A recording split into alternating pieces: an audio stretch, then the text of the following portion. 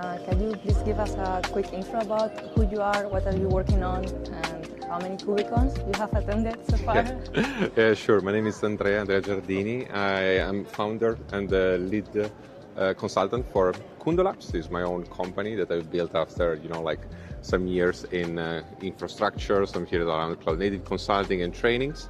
And yeah, this is I think that my first KubeCon was back in 2019. I've skipped a few in between, but it must be like 5th or 6th KubeCon. So yeah, a lot of people around here.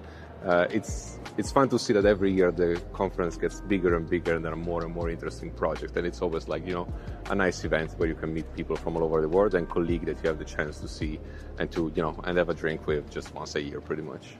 Yeah, it's already pretty huge.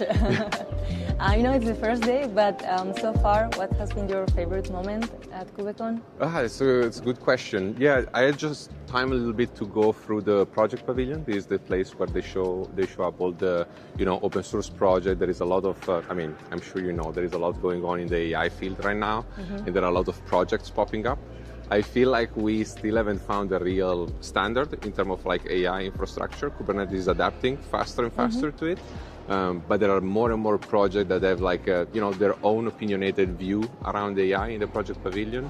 And it's always interesting to go there, meet the maintainer and understand, what are their plans for the future, what do they have, in which direction they want to go. And so yeah, just hanging around those booths is fantastic. So if we would have to pick up one trend you have been hearing about during this KubeCon, what would that be?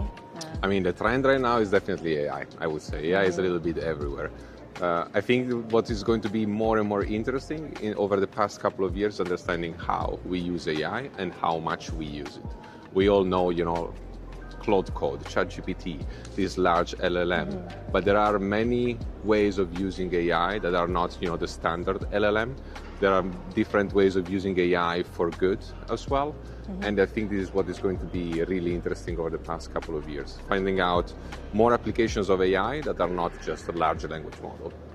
What about security? Like when you are dealing with clusters in production and we're talking about AI, what are people talking about related to security? It's also a very good question. Yeah, AI and tools like Claude open up a lot of vulnerabilities as well. Usually, I use Claude myself. I use this kind of tools myself, and it's always a little bit, you look at the code and it's like, okay, from a security point of view, this can be a problem. Or we've seen as well people getting their whole databases wiped out by a rogue Terraform destroy command. It's interesting. That's also something that, I think AI and security have a lot of work to do in this sense. Also using AI to improve the security of your system. I think it's a topic that is growing a lot, and we see more and more companies in the security space adopting AI to do more active scanning of dependencies, vulnerabilities, and so on. Using different threat models, basically. So trying to attack a system from different angles. It's not just, okay, this is a list of packages that I have. Do I have a vulnerable package or not? But you actually now can have systems that try to break your own application using AI, which is interesting. Like security auditing and security. And what's one or few of the projects that you have seen that are attending KubeCon and people should know about? Very good question. A friend of mine works for this company that does immutable OS. It's called Kairos. It's an open source project you can download and use yourself. It's free to use. Basically, the idea is that you have a system that is fully immutable. So the file system is read-only. So from a security perspective, it's really good. And it's really interesting to see the applications that they have. So they put it anywhere from trains, restaurants, tractors. So it's developed for working at the edge.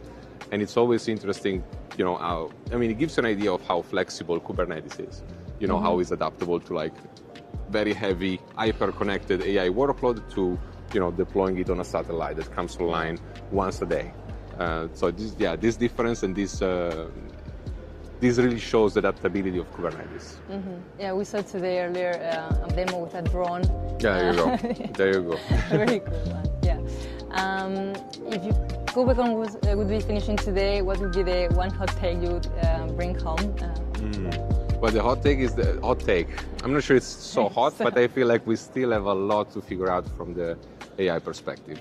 We know that the world is going there. We know that AI is here and is here to stay. I don't think we've fully figured out how to use it in the best way. I don't think we've fully figured out, which players are going to win and which players are going to be a little bit left behind. There is a lot of work that is done in this sense, many different projects with many different opinions.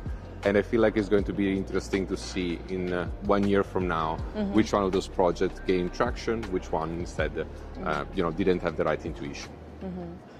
Good. And to finalize, like for someone that couldn't make it or was hesitating to come to KubeCon, what would you say they are seriously missing and they should try harder next time to attend KubeCon? I see. Attending KubeCon is always, I don't know. I have a lot of friends here that I get to meet like once a year, and so it's always nice for me to come back. I understand that it feels very intimidating. It's a big conference. Like this morning, I think they were saying around 13,000 people. And so, I know it can feel intimidating, and I know, the chances of getting your talk accepted at the CFP are unfortunately really, really low. But the main reason I come here is definitely the community. It's a very welcoming community. It's very warm. People are very, nice to each other. There are a lot of interesting projects. People that are really passionate about open source and how open source works, passionate about Kubernetes and cloud infrastructure. And so, if you have the chance to attend in the future, I would definitely recommend it. Best if you find someone that has been to KubeCon before and can guide you a little bit, through the madness. Thank you so much, Thank you. And have a good one.